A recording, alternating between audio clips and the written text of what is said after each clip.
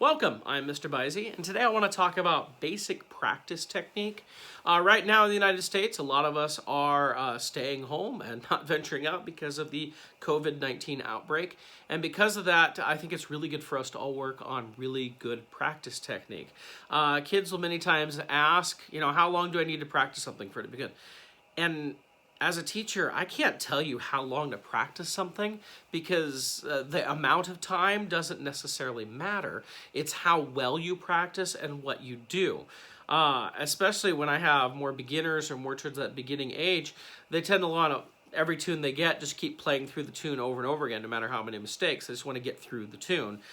That's not how this works. So I want to talk about basic practice technique that you can use every day. If you get these ideas into your practice technique each day, even if you practice for 15 minutes, 10, 15 minutes, you can still get a good practice in. I've always told my kids, if you go home and practice well for 30 minutes, these are middle schoolers now, if you go home and practice 30 minutes each night or every other night, you're going to progress really well. If you practice correctly. If you don't practice correctly, if you waste your time, essentially. And let's be honest, people don't like to practice. I don't like to practice. Practice isn't necessarily fun, it's to get you to be better. As it is with any sport, you're just practicing a series of things over and over again so you can be better for the performance. Just like in a sport, you're going to practice for the game. For our musicianship, we practice for the performance, for whether it be a solo in the concert hall, or whether it be a concert, or just solo ensemble, whatever, or to play for your friends on YouTube, whatever you want, right? So basic practicing, number one, set yourself up a space. It should be a quiet space where people aren't going to bother you. Have a music stand.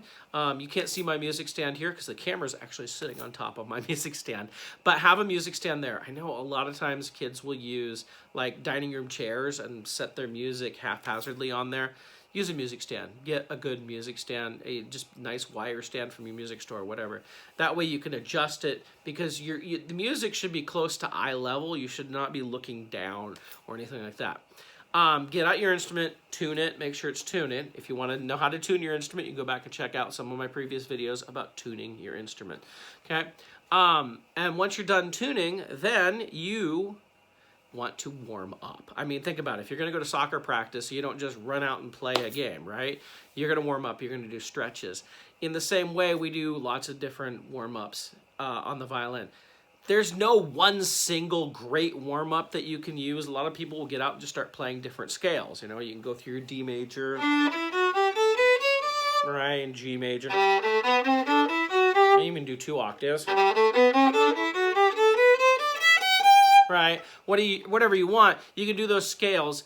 My high school private teacher taught me a warm-up I like to use. It gets my fingers all stretched out, and that was just simply, I stretch out my fingers so everything is whole steps except for this top, my 4th and 3rd finger next to each other.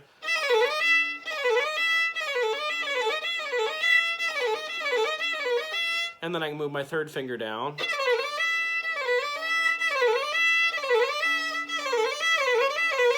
Then my 2nd finger down, and my 1st finger.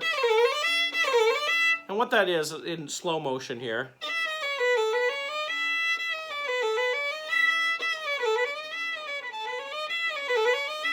And all it does is it's getting my left hand all warmed up. I've had some injuries when I was in junior high on my wrist that really I need to get this hand warmed up to play well, because if I don't warm it up, my hand will hurt probably 5 to 10 minutes within playing. So I definitely need to get good warm-ups going in.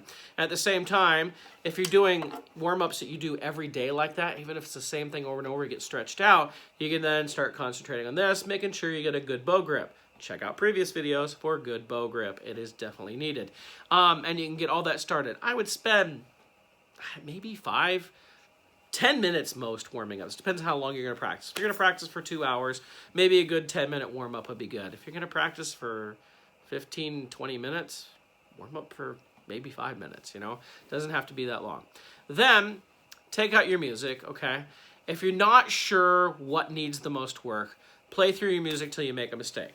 When you get to that mistake, work on it over. I'm going to do something really simple here as an example. I doubt a lot of you are making major mistakes on Twinkle Twinkle Little Star, but I'm going to make some major mistakes on Twinkle Twinkle Little Star and show you how I would adjust that. So if I was, okay, I'm going to play Twinkle Twinkle Little Star.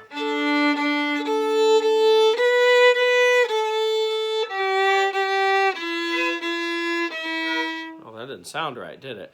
Now, a lot of you would like, oh, I'll just go back and play it again, right? But if you're paying attention, okay, what I did is I played an F natural instead of an F sharp in there. But I know that note wasn't right. I would go back to that measure, what it is. So da da da da da da da, and I go to here. That's where I made the mistake. I'm gonna play that measure, trying to fix what I did wrong. And if I have to really work it, it might be so much as if I keep going.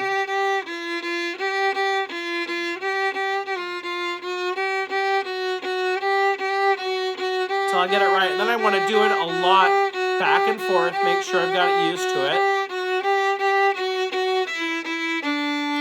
Okay, now I might go back to the beginning. And don't be surprised if you make the mistake again, because you practiced that mistake a long time. You might need to stop here, think, no. Okay?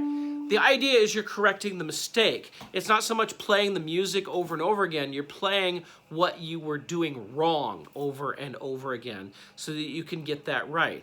That's what practice is practicing those things that you need to get better at.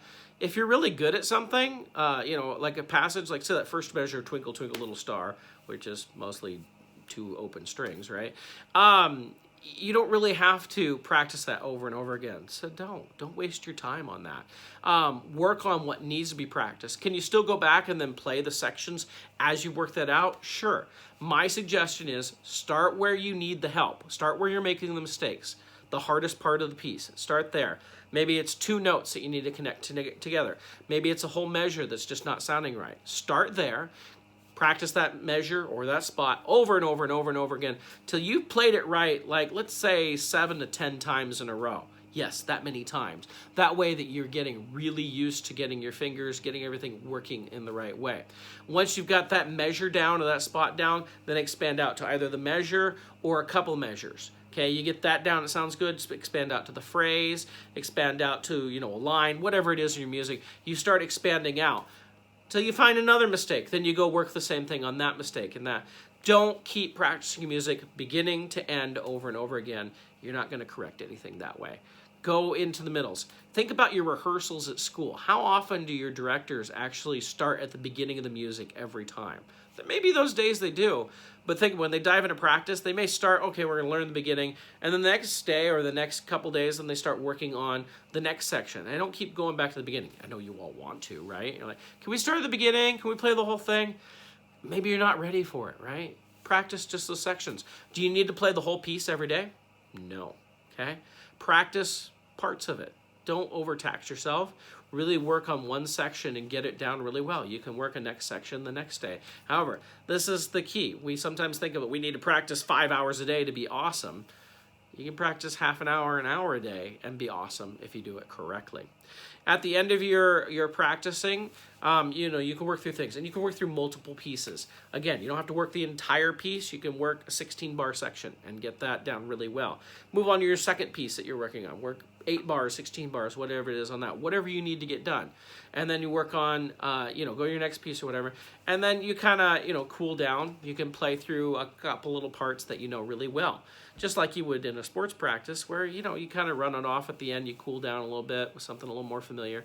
Go through something you know really well to kind of cool down, and then put your instrument away. Now, one of the keys you can do for really good practice, and this is something I'm going to recommend, but not everybody will be able to use this for sure. If you have a good space to practice and you can leave your instrument out and it won't be touched by anybody else, nobody's going to go anywhere near it, leave your instrument out. So when you walk in, your instrument's there, you can grab it and go. Rather than, you walk in and, if you leave your instrument out, somebody else might touch it. Now, if you have little brothers and sisters, not a good idea. If you have pets that are going to go into that room, not a good idea. If it's a heavily traveled area, during most of the day where you practice, this is not a good idea. If you can somehow leave your instrument out in an area and it's going to be safe, and that is the key, it is going to be safe. If you don't have that kind of situation, don't leave your instrument out. I just only say that because sometimes it's easier to think about practicing if you don't have to think about unpacking the instrument. You can take it out. Now for band instruments, many times this is even easier because you don't have to assemble an instrument. I think of clarinets there. But for violins, obviously they're much more fragile than some other instruments. We don't like to leave them out as much. If you have that safe area, go ahead and do it. If you don't do it. So I hope this helps you to work on your practicing better and gets you to be a better musician. Remember, don't play straight through every piece, right? Go work on the hard spots. Work on those. Only work on those. Get better at those. And then you're going to find that you start getting better and better at lots of stuff. Thank you for joining me, and I'll have more lessons in the future.